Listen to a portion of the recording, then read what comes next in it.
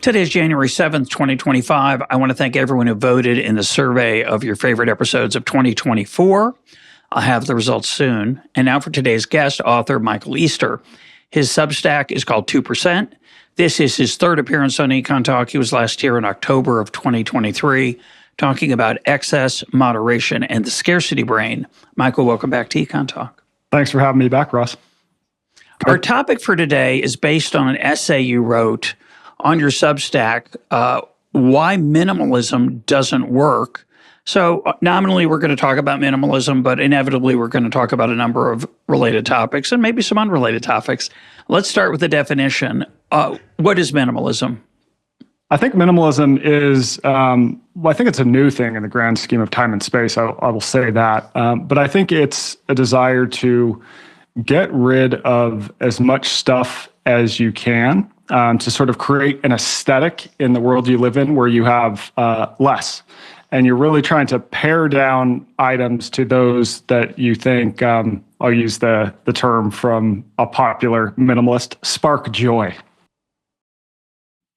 You open the piece saying, quote, "Confession, I bought something I didn't need on Black Friday, a truly fantastic wool shirt from Filson for a long through hike in the spring." Narrator, Michael already owns 3 wool flannels. That's the end of the quote. Why'd you buy that shirt? What do you think when you put yourself back? It's Black Friday. You see the shirt. What were you thinking? What was I thinking? That is a great question. So yes, this was timed to Black Friday because I think during Black Friday, we obviously, all these levers get pulled by companies to get people to buy, right? This is like the biggest buying day of the year. And so I'm cued into this, right? At Black Friday, what do you do on Black Friday? You go on the internet and you start looking for stuff to buy. Now, I think sometimes people will start with the idea, I'm going to buy gifts for my family members, I'm going to save money. So I do think that there are some good opportunities to save money. But what happens when I spend a little more time online? I go, oh, well, I wonder if, Filson is having any sales. And oh my gosh, this wool shirt, this is $50 off. This is an unbelievable bargain. And oh, I happen to be doing this through hike. And it would be great to have a wool shirt because wool stays warm when it's wet. I'll also look kind of cool on the trail ride. I won't be in all the super techie stuff. I'll look like an old school mountain man. $50 off. Yeah, let's buy it, right? And so I think really kind of the two greatest levers to pull to get someone to buy are scarcity and urgency. And even on the site, it said, oh, you want a size large? Yeah, we only got 3 of those left, buddy. And what happens? I click buy. I mean, it's funny because I wrote that and the shirt hadn't even landed on my doorstep yet. It was one of those where like you click buy and about 10 minutes later you go, I already have 3 wool shirts sitting in my closet right now. I do not need that thing. I mean, $50 off, great. It was still expensive, And so I think that sort of kicked off the idea to, hey, let's write about minimalism, time to Black Friday. And one of there's an environmental component for some people, I think, that the smaller footprint, fewer purchases, meaning less economic activity. So that's part of the motivation. I assume part of it is a backlash against a lot of lower prices in the American economy and elsewhere, but especially in America. The opportunity to buy manufactured goods from China, the incredible increase in the size of houses as we've gotten wealthier in America, and there's plenty of room to put stuff. So what's a shirt's, it's maybe I'll need it someday. I mean, there's many ways we rationalize these kind of purchases. The thrill when it's Black Friday, $50 off, and you're visualizing yourself, which they would do if they could, by the way. They would show you walking through a gorgeous landscape with people eyeing you and applauding wildly rather than just a model. We understand that appeal. It's very hard to be aware of it while you're in that moment because it's very powerful. It is very powerful. And I think, what I get into in the piece is that the fundamental questions becomes, why are we buying this thing? Right. So I do think we live in a time where things are cheap. There's always deals, right? You can't go on Amazon and look up anything without saying, oh, this is, whatever, 11% less than it was last week. This is a great time to buy. But I think that, especially in the context of a world where more and more people are working from home, and we also don't have to physically go to a store to buy something anymore, you can get kind of bored at work. Maybe you wrote a long email and it was really taxing on your brain, and you go, okay, I need a little bit of relief. And you go online and, oh, there's these bargains, right? And I think it makes it a lot easier for people to sort of fill time that would have been filled by some other means, or deal with a sensation like boredom in a way that costs money and adds more possessions to a stockpile that people probably already have. So when I was reporting my book, Scarcity Brain, I came across a stat, and there was a range of stats. So I gave this really big range that says the average home now contains 10,000 to 50,000 items. And so when I read that, I go, yeah, no way. That's impossible. And then I pause and I look at my desk. Yeah. Well, we got a mat for our laptop. We got a laptop. We got a screen attached to the laptop. We got about 7 individual cords going to the laptop. Not to mention, I got like 10 pens on this little pen mat, right? And you start to just look at that little space and go, oh, yeah, 10,000 to 50,000 actually seems quite reasonable when you parse them out all individually. When we moved from a suburban American house in Maryland that was probably 3,300 square feet to a much smaller 3-bedroom apartment in Jerusalem.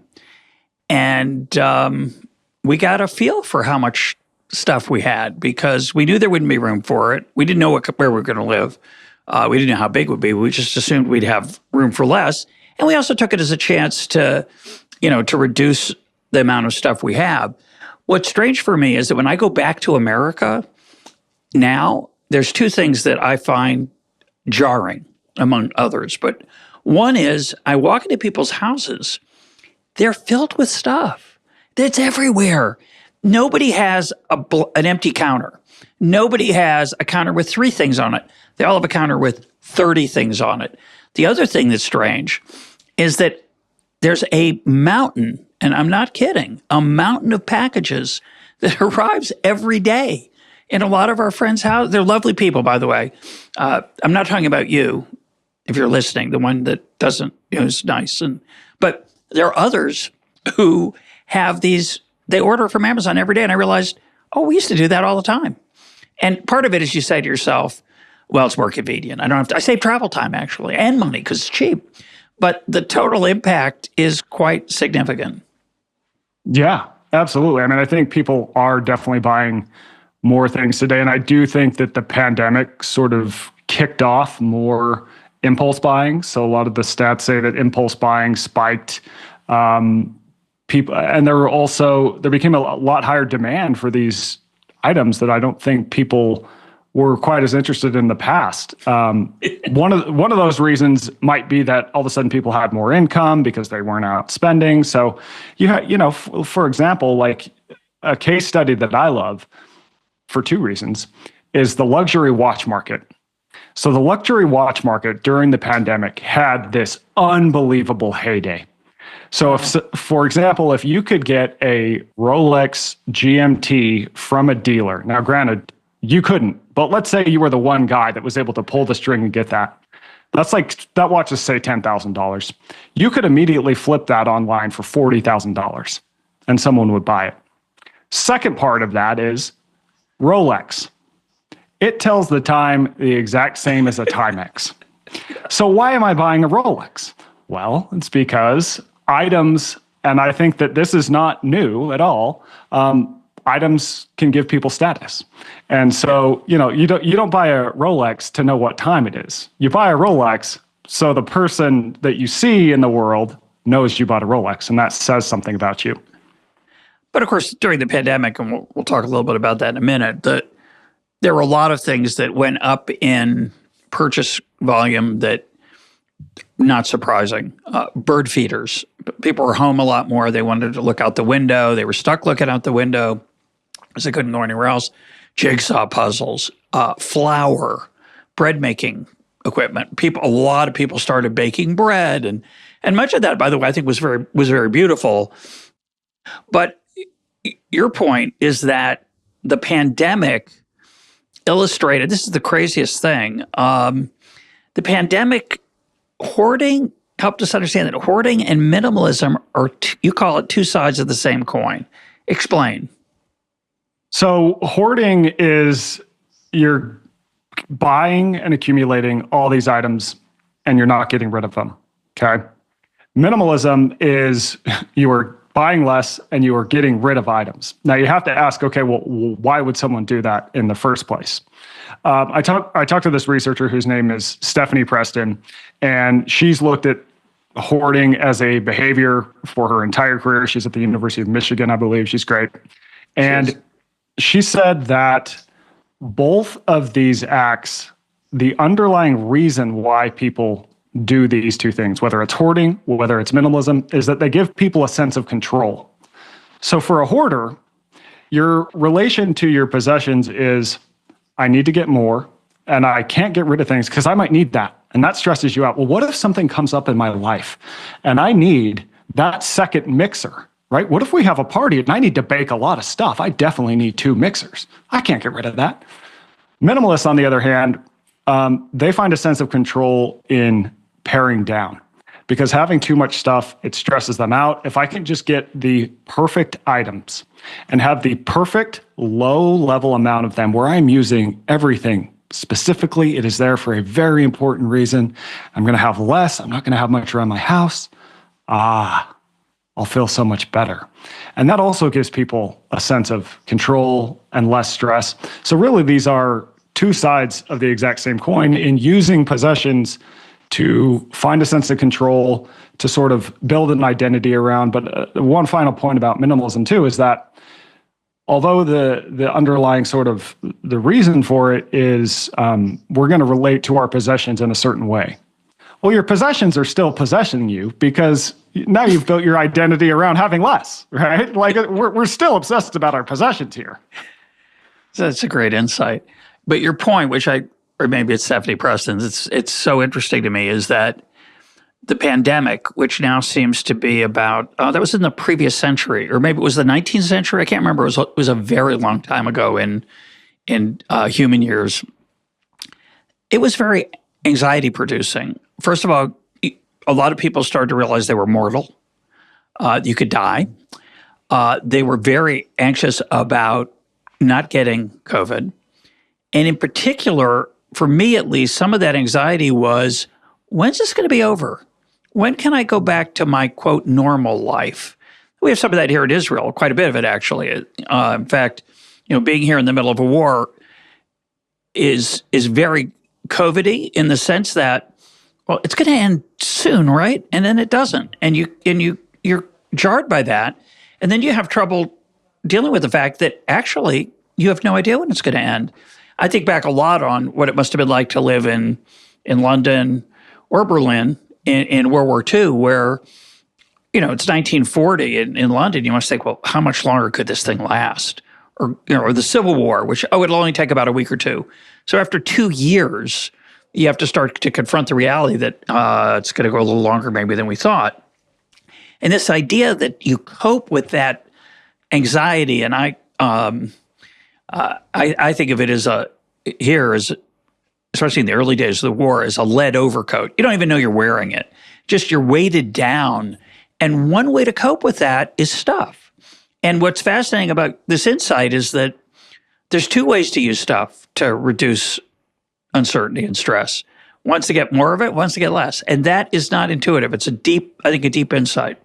Yeah. So I would say there was 2 phases of the pandemic in terms of stuff and buying things. The first phase is that it sets in, and what do people do? We all go to the grocery store. We just buy anything and everything we can. And I remember I was living in Vegas, and we go to this grocery store, and we have this long list of all this stuff we're going to need, right? All this food, like this long list of food we're actually going to eat. And we go in there, and it is like a war zone, right? And we quickly find we're not going to be able to get any of this stuff. And I very distinctly remember I'm walking down an aisle with a bunch of other people, right? And there's a guy, and he's wearing a Tyvek suit and a gas mask, and like, has his eyes covered in safety glasses. And he's got this cart that is just like, the cans are literally falling out of it. He has so many. And I saw that and I just went, oh my God, we're going to need more food. And it was just throw everything in. So first phase you're going to need a bigger cart. Yeah. So first phase, I think, is that everyone went and bought a lot of necessary, quote unquote, necessary supplies, right? Toilet paper, brawls, breakout, canned food. And then things sort of settled. And what tended to happen is there were two trajectories. On one hand, like I mentioned, that just sort of impulse buying went up. You had a lot of people buying just kind of random items they maybe wouldn't have before. But the second group that was interesting is that you also had this massive surge in people who were decluttering and getting rid of things and minimalizing. So there was really interesting anecdotes from people who run secondhand stores, from people who run donation centers. They all just said, we've never seen this much stuff come out. We don't know what to do with it all. Like, it's just been this insane surge of stuff. So you really had these kind of two different reactions. And Stephanie Preston, who I mentioned, she thinks, well, yeah, pandemic was a stressful time. You could deal with that stress through sort of distracting yourself on the internet, on shopping sites, and it feels good to buy. Feels good to click buy. The search is, it's so much fun. Looking for that one right item, right? But then on the other hand, you had people who got in their house and go, I can find a sense of control here if I can just get everything in its perfect order, if I can pare down, if my shelves are perfect, if I have only what I need. And you're a hunter, or you've been a hunter. I don't know if you still hunt, but certainly there's a dopamine primitive. I mean, it's an absurd thing to say, but I think it's true. Shopping is a lot like hunting. It's. I'm sure there's been PhD theses written on it, more than many. But you make another observation, which I think is really interesting, which is when people who hoard, and we're talking, there's degrees of hoarding, as you talk about in your paper. People are it's a continuous variable. But hoarding as a general phenomenon is pitiable. People who hoard are people feel sorry for them. There's clearly something wrong with them. They have they have huge stacks of things when it's at its extreme. A modern American house that has 50,000 items, most of those people would say, "Oh no, I'm not a hoarder," but they are using purchases to satisfy, many times, a dopamine shortage that they're trying to correct, or a desire for that control. Minimalists, on the other hand, are respected, even revered. First, the environmental part, it's considered virtuous, but also the idea of some kind of harmony with their stuff, because the shelves are lined up neatly and there's not stuff everywhere. The word clutter is really an interesting word. Clutter is definitely a negative word. So decluttering is virtuous, and clutter is clearly a sign of a disordered person. I don't really believe that, but that's a common view. But you make the point that minimalism has a downside to it, that it's not obvious. So it's the two tails both have their problems. Yeah, I think you're right. Culturally, we look at hoarding as this bad thing, right? If you're a hoarder, you're gross, right? And we get hoarders get portrayed in these sort of reality shows, where the host goes into a home and there's newspapers from 30 years piled up, and it's just gross, right? So that's what we see when we think of hoarding. Now, Stephanie Preston, she did make the point that if you look at all of us in the grand scheme of time and space, we're all hoarders. Like, people didn't really own that much up until, really after the Industrial Revolution. And I think it's really kicked off since the internet came into our lives. But minimalists, on the other hand, if you watch the reality shows around minimalism, oh man, it's like a religious experience, right? It's like this, everything sure. is clean and perfect, and that gets really propped up as sort of next to godliness almost. For example, I was on a podcast that was about minimalism. They were talking to me about scarcity brain, and even the way it was filmed. I mean, I had this black background and light on my face, and it was just like the whole aesthetic. I'm like, oh man, I look like a cult leader or something. Like, this is great. But I do think one of the other downsides of minimalism is that, and this was especially true after the Magic Art of Tidying Up, was that the name of the book? After that came out. I don't know, but I know what you're talking about. And I bet a few of our listeners do. And I want to apologize that we don't have the kind of production values you're used to, Michael. I apologize for that. You've been spoiled. Go ahead. We, you can do some After Effects, Russ. It'll be good. Yeah, maybe. So one of the things that people found is once they did start to really minimize, they started throwing stuff out that they, 2 weeks later go, oh, wait, I actually needed that. Like, to a certain extent, like we have our tools for a reason.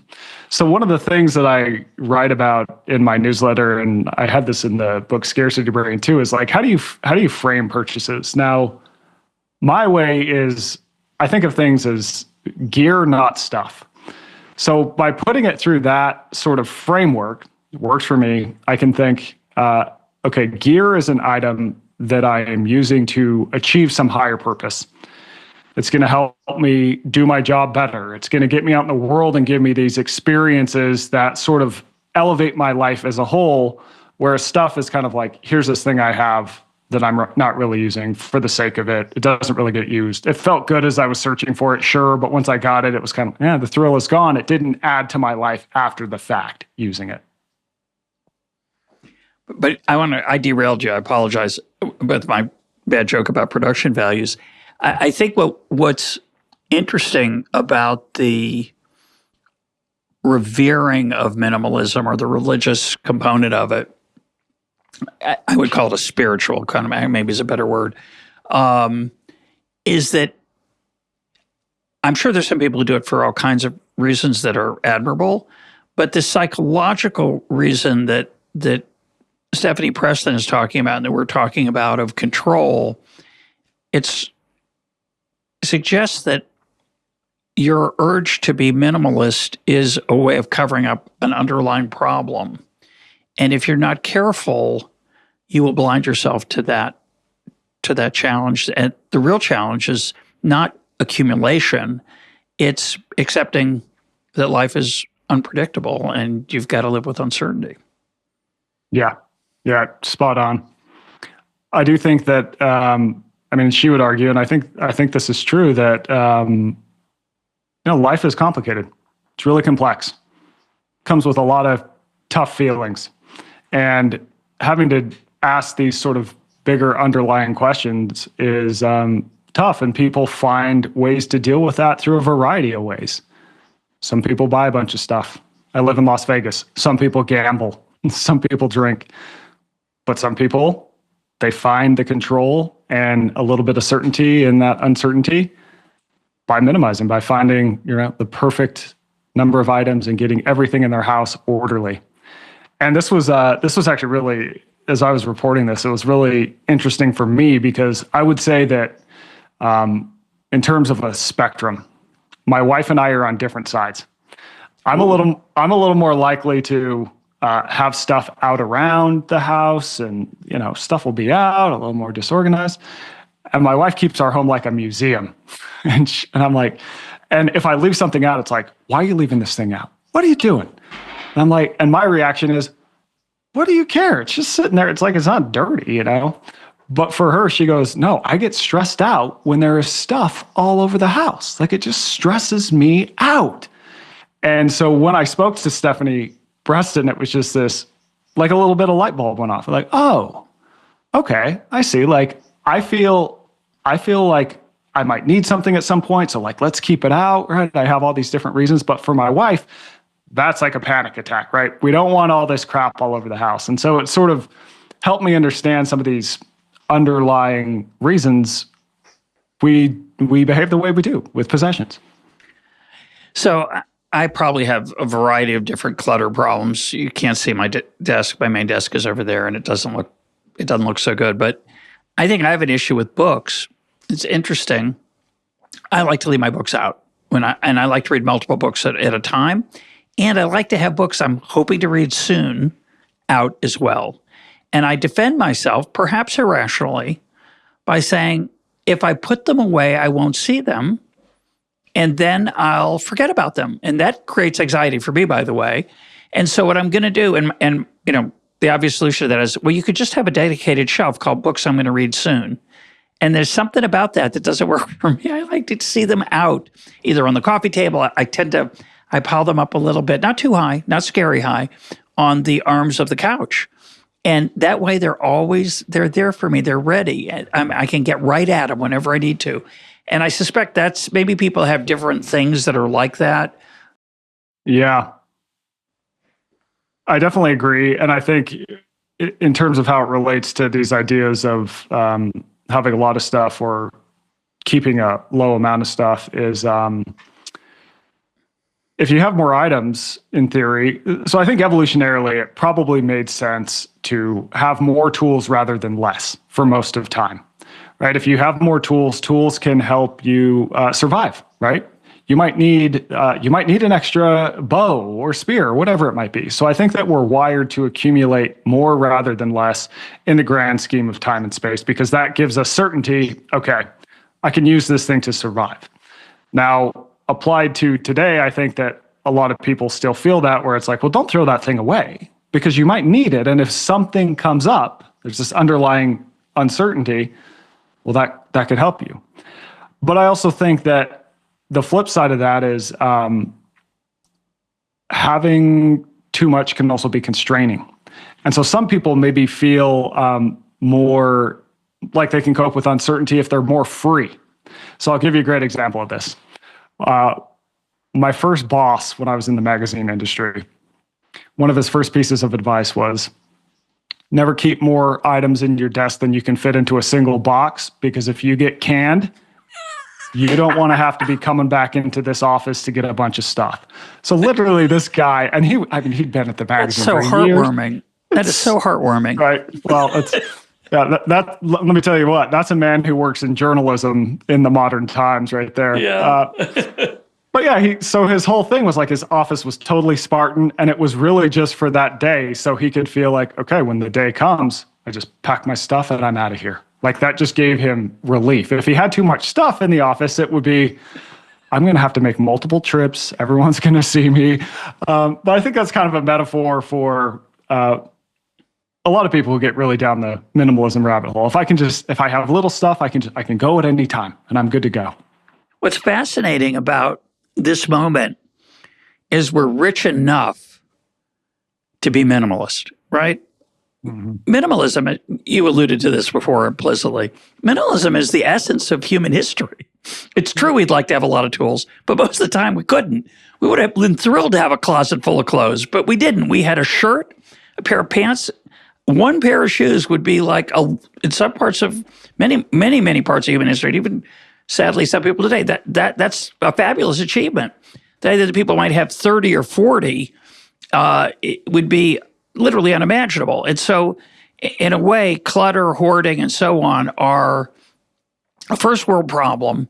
And minimalism is an attempt to, I don't know what you'd call it, but it is, I think it's definitely a form of control.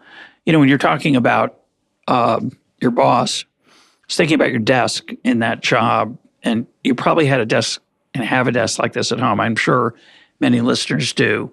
It's where you keep all your cords. Do you have a desk? You have a drawer like that? Yeah. Right? There's charging cords in there, connecting cords.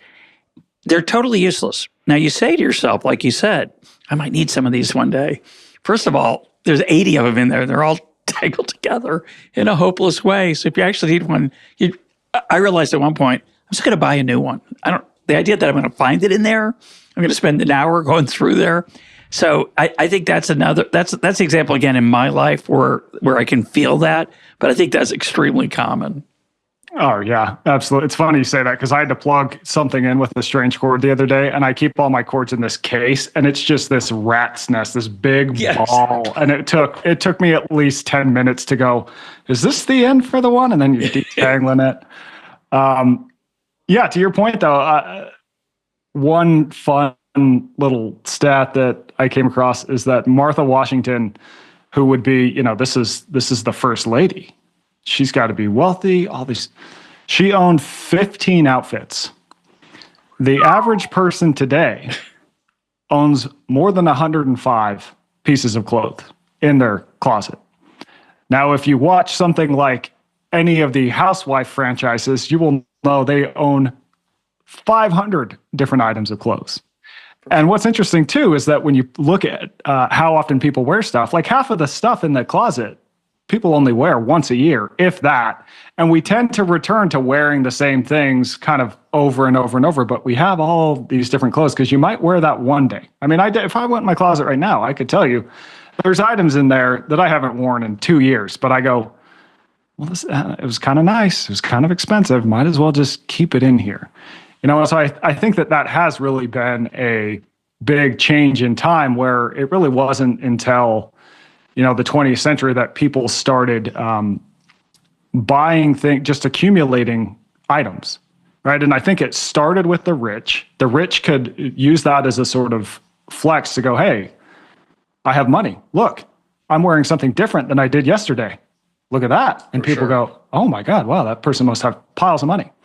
And then over time, that started to become the norm, where as prices went down, everyone could start to do that.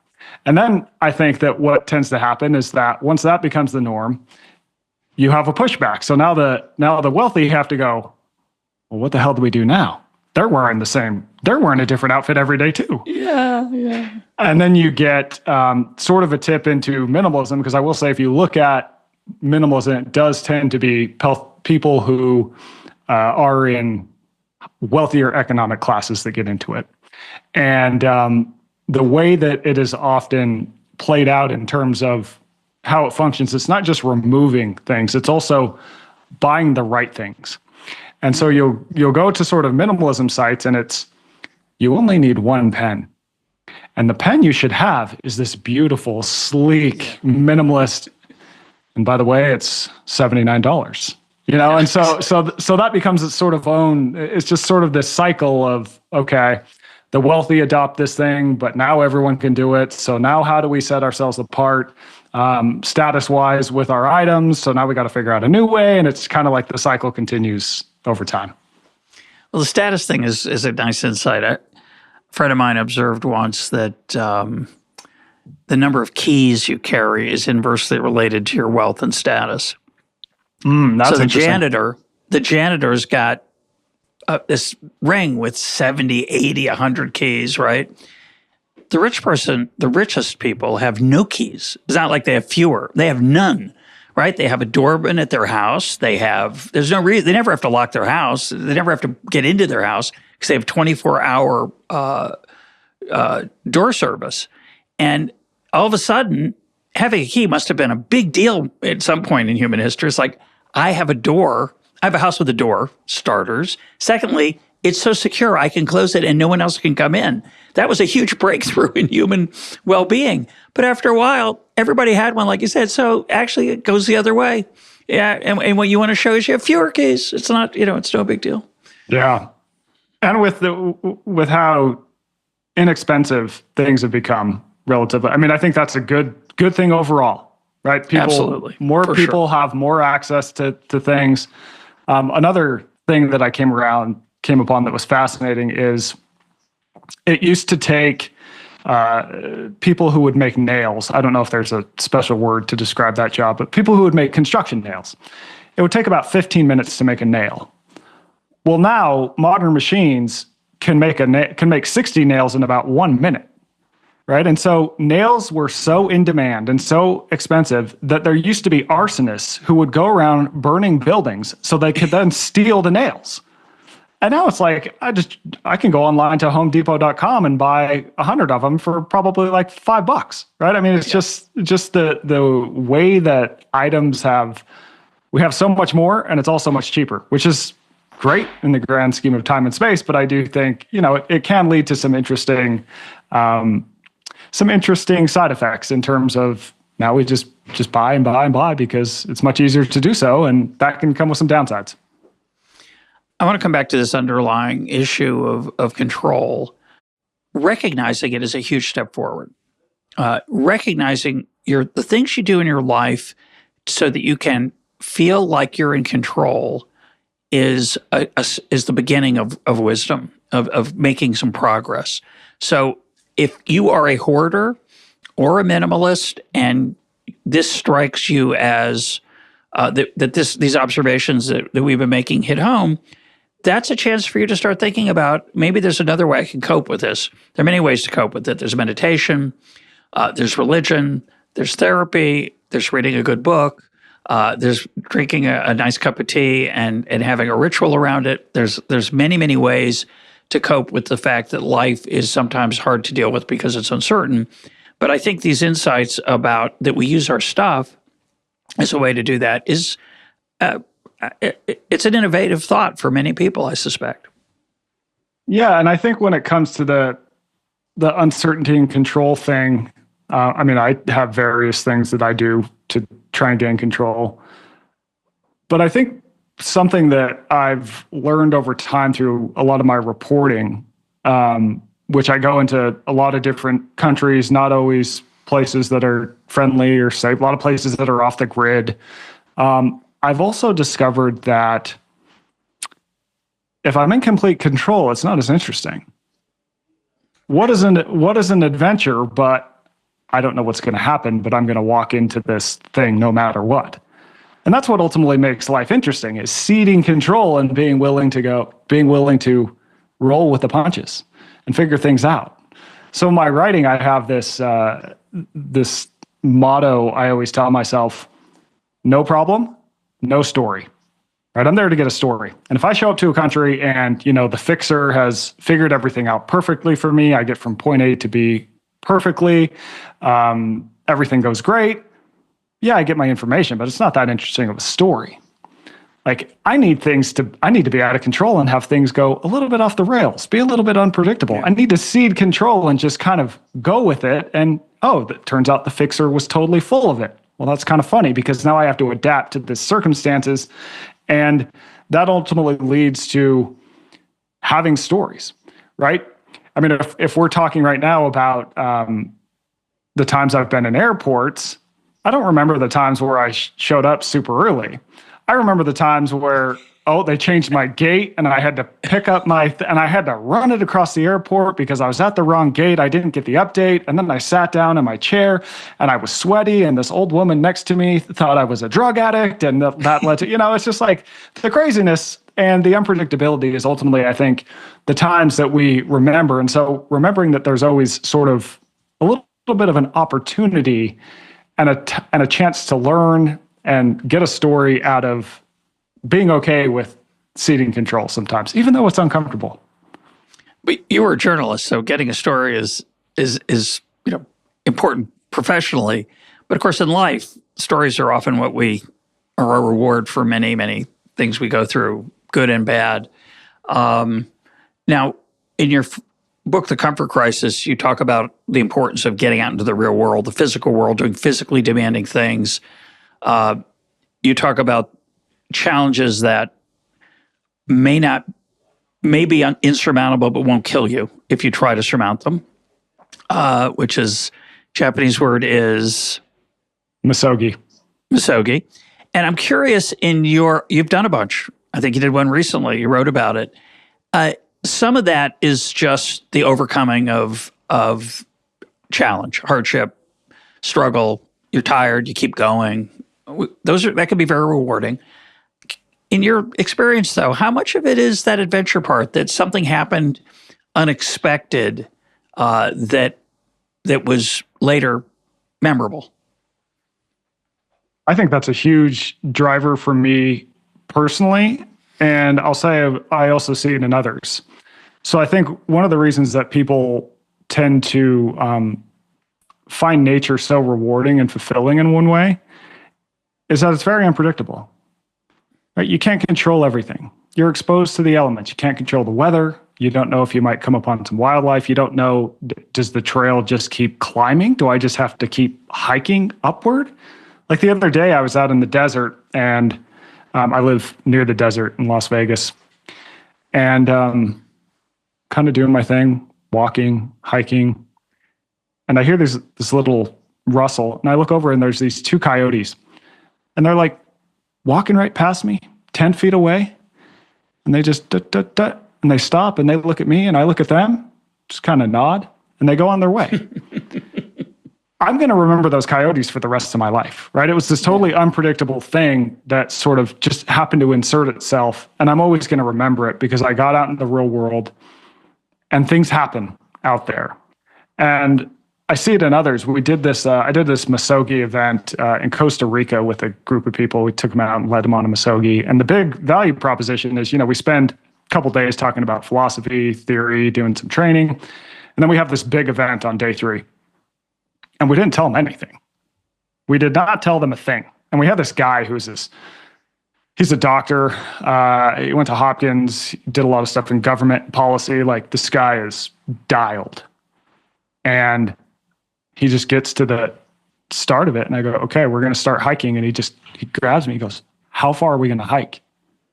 When is it going to be? And it was just, and I go, Bobby, you'll find out. And so putting people in the scenario where there is some uncertainty, you just have to learn to roll with it. By the time we got to the end, that guy goes, I've never had to deal with that level of uncertainty. And along the way, I learned so much about how I always want to control every little thing. And I literally just had to give up. And he got to the end and he was like, that was just so insightful for me that it's kind of this metaphor for life. Like, you really can't control anything, at the end of the day. And although we try, we focus on these little things that we think can give us a sense of control. But the reality is it's a little bit for nothing in the end. And being willing to kind of roll with those punches and just see where life goes, that makes life interesting. Well, since I've been confessing some of my neuroses, I'm going to add one now, which you'll find interesting along those lines. When we go hiking, when my wife and I go hiking, she's very comfortable with, well, we'll find the trail. I think it's over there. I'm not sure where the turn is. I've got my phone out. Now, I'm not on the internet doing shopping. I'm not checking my email. I'm not on Twitter. I've got all trails going, and I know exactly where I am. And not only do I know how far we have to go, but I know how much elevation gain we're going to make, and I know when we've gone through the worst of that or the most challenging of it. And I realize now, we were on a hike last week, this is deeply comforting to me in a really embarrassing way. And I'm going to try to use less of that. And I think it'd be good for me. I'm going to give it a go. Of course, you could argue, you got to have some control somewhere in your life. So that's my little crutch. Is it really that bad? But I'm going to try to grow. I like that idea. It's beautiful. Yeah, it's a little bit. I'll give you one that I've practiced, similar to yours. My wife and I like to go out to restaurants. Las Vegas is an amazing food city, and so if I'm looking for a restaurant, what do? It's I go on Yelp. I got to read all the reviews. I got to do this. We make a reservation before I go. I got to read the menu. I'm going to look at photos. That is no longer a new experience, right? I mean, it's like, I know exactly what I'm going to get. I sit down and I already know, they give me the menu and I pretend to read it, but I'm like, I already know I'm getting a pork chop. Like, Mike 225 on Yelp said it was the greatest thing he'd ever eaten in his life. I got to listen to Mike. And so I think one thing that we've experimented with is my wife and I will just kind of drive aimlessly in Las Vegas and we'll see a restaurant and go, how about that one? We don't read any reviews. We don't know anything. We sit down. We don't know what to expect. We don't know what's on the menu. And it's really fun. It's really fun. So different, yeah. I will say we've had some bad meals, but we've also discovered just some absolute gems that would have been overlooked by the algorithms. Because when you're looking at like a Yelp page, everyone who goes on there wants different things out of the restaurant. Right? Some people are going to value expedient service. Some people are going to want slow service. Some people are going to, there's a million different things people value. And it all gets sort of tunneled into this 5 stars, whatever, 1 through 5 stars average. And I think that misses what you actually want out of the experience. Like, you're never going to figure out what you're going to get out of the experience. So I think just kind of throwing in different ways to not have everything perfectly planned, especially if it's something safe, if I'm going on another, expedition to Alaska, I'm not going to go haphazard into that. But in everyday life, it can be fun to just find adventure and a sense of exploration through the sort of everyday by not having everything perfectly calculated, oftentimes through your phone and through the internet. So a friend of mine's telling me about this 3-star Michelin restaurant, which I can't eat in because I keep kosher, right? So, but I look up the website and it gets 4.5 stars out of 5, and I'm thinking that's insane. 4.5 is such a low score, and a meal there, I can't remember what it is, but this is in the ballpark. A meal there might be a $500 experience for one person. So imagine you take your wife or your buddy and you go have $1,000 evening, and it's just great. It's not extraordinary. It's merely just great. And and so you give it 4 stars instead of 5. It's the best meal you've ever eaten. But your expectations were, it's a Michelin 3-star and I spent $1,000, and it was just really, really good. And so you have a terrible evening, which is insane. And so what I love about your restaurant strategy is like saying, so much of happiness in life is expectations and failure to meet them. So I think for food, and it's true, I think, it's true for movies. Some of my kids, maybe all of them, they don't watch trailers. They feel that that's, gives away too much of the plot. But the other part I think they feel is that I want to go into the movie knowing nothing about it. I don't want to know that everyone loved it. And my kids will watch, by the way, they're adults. They'll watch movies that I won't watch, and they enjoy them, by the way. I won't watch them because they're awful in my mind. I look at them, mediocre reviews, but they're in there, like you said, maybe the service wasn't so great, but the food was extraordinary, or vice versa. Maybe the food was just okay, but there's something about the decor that was kind of soothing, and that number of stars is totally misleading. But the idea that, oh my gosh, I don't want to waste a minute. I never want to have a dinner that's just okay. Should all be extraordinary. Forgetting the fact that setting up that expectation means often you're just going to be disappointed. So I love this idea of creating more surprise in your life. It's really nice. Yeah, and you're absolutely right about expectations. It's like if I say, hey, Russ, I happened to win the lottery. I'm going to give you $1 million. Now that seems great, right? Now, if you were expecting me to give you $2 million, though, yeah, exactly, you'd go, oh, really? Yeah, that's it? Only $1 million? If you were expecting me to give you nothing, if it was unexpected, or you were expecting $100,000, all of a sudden that's great. Yeah. Right? So when we enter an experience with expectations, if it really exceeds our expectations, great, that was a wonderful experience. But if it falls below them, as in the case of the Michelin star, which that sets a really high bar. That's a hard one. That's a hard one to live up to. Then that's going to change things. And I think that's why there's this idea of hidden gems. Yeah. Hidden gem, like the implication is this is going to be okay. You go in thinking it's going to be okay, and it turns out it was awesome. And that's why it's so valuable. Of course, there's all separate neurosis we haven't touched, which is pre-internet. A lot of people found the hole-in-the-wall place that nobody knew about, and they were the first ones to find out about it. And they gained prestige and cachet because they knew the really good, authentic fill-in-the-blank place. And those days are kind of over, but not for you. You recreate it by going to a place you've never eaten before with no expectations. So there's one rule for acquiring things or getting rid of things you already have, which I suspect, I'm pretty sure is from that book you mentioned that we're going to try to get exactly right. But I think her rule is, if it gives you joy, keep it.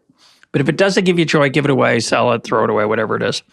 And I'm thinking, it's interesting, but I really don't want most of my stuff to be related to joy. I want to find my joy in human beings, in beauty, in art, in a novel thought, a beautiful landscape. So I think that's the wrong standard, personally. Maybe I'm misunderstanding it, but you have a different set of rules for how to figure out whether to buy something or not. And I really like that. So go ahead. Yeah. So my 4 rules, if I'm going to make a purchase, are the first, and I've written them down so I don't forget. 1 is, why am I buying this? So you go on the internet, you look up a thing, you go, okay, why am I buying this? Like, what's the answer to that?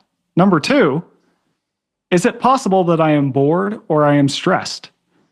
Because we know that a lot of purchases come from, I'm just sitting around, I don't have anything to do. I was on Instagram, I got fed this perfectly targeted ad for me, and you're fulfilling boredom by making that purchase. Or you could just be stressed, and this is a way to, that search that we talked about, like hunting online for goods, can help relieve stress. We know that. Number 3, what do I intend to accomplish with this item? Okay, what am I actually going to do with it? And then 4, do I already own something that can do this? So in the case, to bring it back to the beginning, in the case of my Filson shirt, when I run it through that algorithm, I go, okay, thank God for online returns. And it is happily back at the Filson warehouse with tags. I didn't even put it on. It just went right. It was just like, boom. It's like I hit it back with a tennis racket. And does that work for you? It's good for your article, and I love the idea of it. Do you find yourself actually using it, or is it just sound good? Except on Black Friday, when all of a sudden there's the drop in price, and Michael, there's only 3 left in large. Yeah, it's one of those things. It's like all rules in life. It's like they work when we remember them. I found it to be useful when I remember, and I definitely, I'm not perfect. I make purchases that I later go, why'd you buy that? But I think it's definitely saved. I think it's definitely saved me some purchases that I didn't need. And I even think another good thing is just I found inserting time is very valuable. So basically, as a general rule, I think the faster you can do a rewarding behavior, the more likely you are to do that rewarding behavior. And we can buy faster than ever now. So simply, like, if you see something online going, okay, I'm going to put it in the cart and I'm going to wait 72 hours. I think most people will find, why was I even thinking of buying? I didn't need that. And then you don't end up buying that. And I think that can save a lot of dollars and headaches. And just one last closing neurosis of mine. Most of my life, I don't think I have a problem with overbuying. I have a few weaknesses, small weaknesses. I really like backpacks and suitcases and things like that. Things to carry things in, which I know you can relate to as a rucker. Mm-hmm. But books, I'm going to make an exception where, just like I like the books out, for a long time in my life, I've never said no to a book. And it part of it is what you made fun of earlier, but in my case, I hope it's actually the case that, yeah, I need that. I might need that someday. Even in today's world where we have so much access to online information, my library is a deep source of comfort for me. And maybe we all have something like that in our lives that we need to hoard a little bit of. Yeah. I mean, pick your battles. It's like if it's something's really, is going to bring you joy, and you realize it's a little bit irrational, but you're okay with that just because, oh man, you love it. It seems good to me. It's like, it's like in your book, wild problems, right? This is like, there's not a clear answer to any of this. It's kind of having to figure things out yourself. Yeah. My guest today has been Michael Easter. Michael, thanks for being part of EconTalk. Thank you.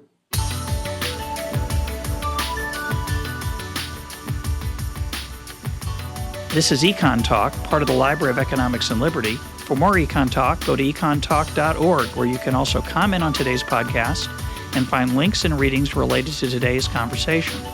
The sound engineer for EconTalk is Rich Goyette. I'm your host, Russ Roberts. Thanks for listening. Talk to you on Monday.